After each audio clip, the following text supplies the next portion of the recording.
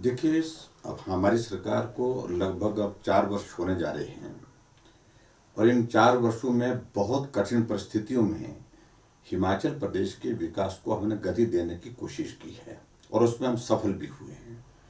Covid जैसा संकट जिसने 1.5 वर्ष से ज़्यादा का वक्त हमारा ज़ाय किया, आर्थिक रूप से भी हिमाचल प्रदेश के पूरे देश दुनिया की इकोनॉमी प्रभावित हुई।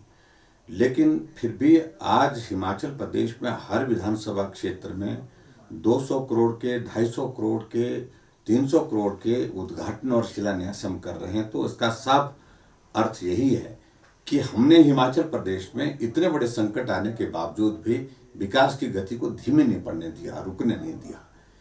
विकास अपने आप में एक मुद्दा है। और दूसरी बात, हिमाचल प्रदेश में हमारी सरकार का ये जो कार्यकाल अभी तक जो बीता है, कांग्रेस के पास कोई भी ऐसा कोई ठोस मुद्दा नहीं जिस मुद्दे को लेकर के वो बात कर सके। आमतौर पर 2-3 महीने के बाद कोई ना कोई ऐसा मुद्दा हुआ करता था जिस मुद्दे के कारण सरकार को बहुत परेशानी झेलनी पड़ती थी। ये स्थिति आज कांग्रेस की है कि आज कोई भी ठोस मुद्दा प्रदेश सरकार के खिलाफ नहीं है, प्रदेश नेतृत्व के खिलाफ नहीं है। और हम पूरे संगठन और सरकार मिलकर के इस प्रदेश के विकास में लगे हैं। और कोविड-19 में आप लोगों ने देखा कि हिमाचल प्रदेश ने बहुत बेहतरीन काम किया है। जिसको ऑक्सीजन की ज़रूरत पड़ी उसको ऑक्सीजन उपलब्ध हुई, जिसको बेड की ज़रूरत पड़ी उसको बेड उपलब्ध हुआ, जिसको वेंटिलेटर की ज़रूरत पड़ी उसको वेंटिलेटर उपलब्ध हुआ। और उसके साथ साथ में ये भी मैं कहना चाहता हूँ, अगर वैक्सीन की बात करें, पूरे देश भर में हिमाचल पहले स्थान पर रहा और फर्स्ट डोज हमने हिमाचल प्रदेश में पूरा करने के लिए एक कीर्तिमान हमने स्थापित किया। जबकि भौगोलिक परिस्थितियां कठिन थी, अलग तरह की परिस्थितियां हमारे सामने थी, लेकिन उसके बावजूद भी हमने ये सब किया, जिसके लिए प्रधानमंत्री जी ने भी हिमाचल प्रदेश के लोगों को और हेल्थ वर्कर्स को साधुवाद दिया, बधाई दी है। तो ऐसे बहुत सारे मुद्दे हैं हर क्षेत्र में। और प्रमुख मुद्दे हमारे हिमाचल प्रदेश में जो हमने गरीब लोगों के लिए किया है, चाहे जनमंच की बात करें, चाहे हम सहारा योजना की बात करें, चाहे हिम केयर की बात करें, गृहिणी सुविधा योजना की बात करें, बेरोजगारों के लिए मुख्यमंत्री स्वावलंबन की बात करें, इन तमाम योजनाओं के माध्यम से एक गरीब वर्ग को हमने हमेशा मदद करने की कोशिश की है। हिमाचल प्रदेश में हाउसिंग की जो हमारी स्कीम थी, चाहे वो वेलफेयर के माध्यम से है, चाहे वो हमारी जो प्रधानमंत्री आवास योजना की, उसका नंबर हमने एक साइजेबल इंक्रीज किया है, बहुत बड़ा नंबर हमने बढ़ाया है। और उसी तरह से हिमाचल प्रदेश में अब नई योजना जिसकी शुरुआत विधिवत हम ठीक प्रकार से आने वाले समय में करने वाले हैं, मुख्यमंत्री शगुन योजना।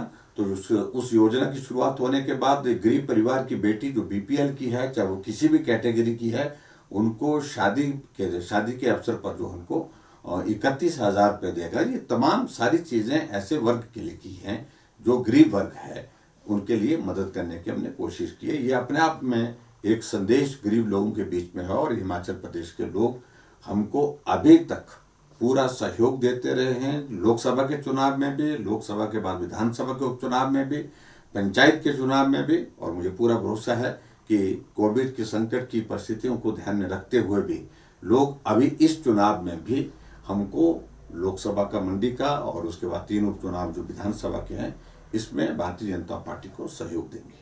मैं एक बात बड़ा कहना चाहता हूँ, अब और कुछ बचा नहीं जब, तो ऐसे मुद्दे तलाशने की कोशिश कर रहे हैं जिनका सीधा स्टेट से संबंध नहीं है। मैं ये जरूर कहना चाहूँगा, क्या कांग्रेस की सरकार में महंगाई बिल्कुल समाप्त हो गई थी क्या? महंगाई को रोकने के लिए आदरणीय प्रधानमंत्री जी ने ठोस कदम उठाने के लिए प्रयत्न किए हैं, महंगाई रोकी भी है। और हिमाचल प्रदेश हमारी सरकार भी इस दिशा में प्रयत्न कर रही है। इसलिए आपने देखा होगा कि जो हमारा सरसों का तेल है उस पर हमने सब्सिडी 20 रुपये की बढ़ाई है और ये एक राहत देने की कोशिश की है, बहुत बड़ी राहत देने की कोशिश की है हमने। और इसके अतिरिक्त हिमाचल प्रदेश में महंगाई, मैं समझता हूँ कि आज की तारीख में कांग्रेस उठाने की कोशिश कर रही है जिस मुद्दे को, इसका बहुत बड़ा असर उस प्रकार का नहीं है जिस प्रकार से वो उठाने की कोशिश कर रही है। देखिए, मुझे लगता है कि उनको ठीक तरह से हिमाचल के बारे में जानकारी नहीं है, और ये जिम्मेवारी कांग्रेस के नेताओं की बनती थी कि वो हिमाचल के बारे में ठीक प्रकार से ब्रीफ करें। उनको ये जानकारी होनी चाहिए। जब हिमाचल प्रदेश में हमारी पार्टी की सरकार बनी, हमने ही इनिशिएटिव लिया था। हमने कहा कि हम उत्तर भारत के सभी राज्यों को इकट्ठा होकर के सभी मुख्यमंत्री की साझी बैठक करनी चाहिए, और उस बैठक में हम किस प्रकार से इस ड्रग्स के जो नेक्सस बना है इसको कैसे हम तोड़ सकें, एक जॉइंट कैंपेन हम कैसे कर सकें, जॉइंट ऑपरेशन हम कैसे कर सकें ड्रग्स के खिलाफ। और हमारे इनिशिएटिव पर चंडीगढ़ में बैठक हुई, 2 बार बैठक हो चुकी है। चंडीगढ़ में पंचकुला में एक व्यवस्था की गई जिसमें हिमाचल के भी ऑफिसर है, दूसरी स्टेट के भी ऑफिसर है, कोऑर्डिनेशन हमारा बेहतर रहे उस दृष्टि से, और जॉइंट ऑपरेशन उसके बाद जो हुए हैं उसमें सफलता हासिल हुई है। और हिमाचल प्रदेश देवभूमि के नाम से जाना जाता है, उनको इस बात को समझना चाहिए। आज भी हिमाचल प्रदेश में ड्रग्स का प्रचलन उस स्तर पर नहीं है जिस स्तर पर दूसरे राज्यों में है, पड़ोसी राज्यों में है। उनके ही राज्य पंजाब की हालत देखिए, लेकिन उसके बावजूद भी हमारे लिए चिंता का विषय है। ड्रग्स नहीं चलनी चाहिए, ड्रग्स का प्रचलन रुकना चाहिए, नई जनरेशन को बचाना है। उसके लिए सख्त कदम हम उठाने की कोशिश कर रहे हैं। हमने विधानसभा में बिल लाया, और जिसमें क्वांटिटी को लेकर के पहले ये बात होती थी कि एक साइज एक नंबर क्वांटिटी का एक वॉल्यूम होता था, उस वॉल्यूम के आधार पर तय होता था कि इसको ये गैर जमानती है या जमानत इस पर होगी या नहीं होगी। हमने कहा क्वांटिटी चाहे छोटी हो चाहे बड़ी हो, ड्रग्स जहां भी मिलती है जमानत नहीं होनी चाहिए। हमने सख्त किया, और इसलिए मैं समझता हूं कि उनको जानकारी नहीं है, उनको जानकारी हासिल करनी चाहिए। और कांग्रेस के नेताओं को भी ये सारी बातों की जानकारी है। कांग्रेस के राज में क्या स्थिति थी ड्रग्स के मामले में, और आज की स्थिति में बहुत उसमें सुधार है, और मेहनत करेंगे और सुधार करने की उसमें जो गुंजाइश है वो निश्चित रूप से करेंगे। हिमाचल में शायद मुझे लगता है शायद हिमाचल के इतिहास में पहली बार 20 विधानसभा क्षेत्रों में चुनाव हो रहे हैं। 17 विधानसभा मंडी लोकसभा क्षेत्र के अंतर्गत आते जहाँ चुनाव होगा, और 3 विधानसभा जो खाली हुई हैं जहाँ विधायक नहीं रहे उनमें चुनाव हो रहे हैं, जिसमें जुब्बल कोटखाई है, अर्की है, फतेहपुर है। जो चुनाव होंगे तो बहुत एक साइजेबल नंबर है ये।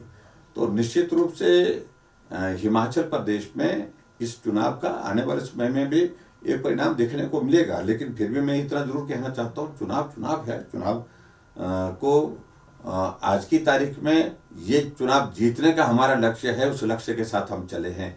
इससे ज़्यादा मुझे कुछ ज़्यादा कहने की आवश्यकता नहीं।